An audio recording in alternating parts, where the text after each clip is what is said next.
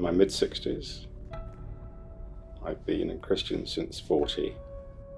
We go to St. Michael's Church. And for 20 years or more, I've suffered from a severe neurological disease called Willis-Ekbom, otherwise known as restless leg syndrome. You can get it mildly or acutely. Mine started in the early 1990s, so it's over 25 years. It's a neurological disorder, and the limbs feel as if they're being remotely controlled.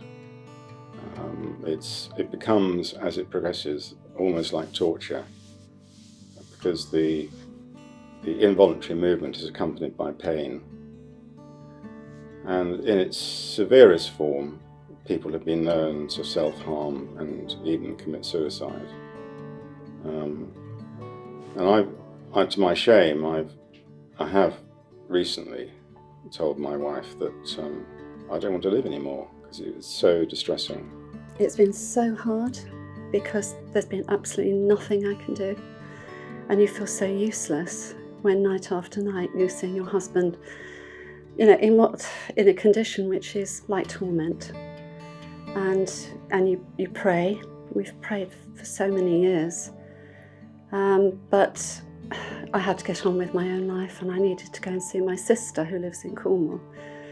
And when I went away, I was just really worried because he'd been in a bad state before, and I really sensed I just had to leave him. So I kind of left him in God's hands and went off to Cornwall.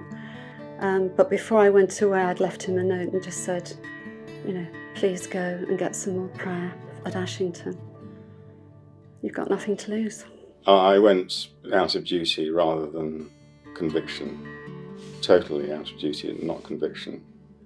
I felt I'd come to the end. I felt completely empty. Because my condition had become very acute, so it had augmented from my feet to my legs into my limbs and to my neck and to my head, and it was becoming impossible to live with. My doctor had that week decided that in order to preserve my life I should have heroin. I'd come to within a millimetre of self-harm.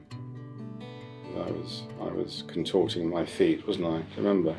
Contorting my feet, and just pain. It's just awful. Can't describe it.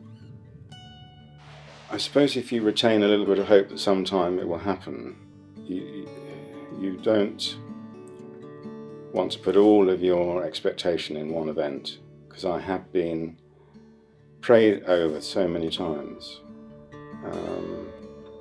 over many years, and without any help, without any resolution. So I went to Ashington without any expectation at all. I went because I was told to go. I felt completely empty of any hope. But a few simple words of prayer over me. I noticed in the evening I didn't have any symptoms. So I thought, well, this is my imagination.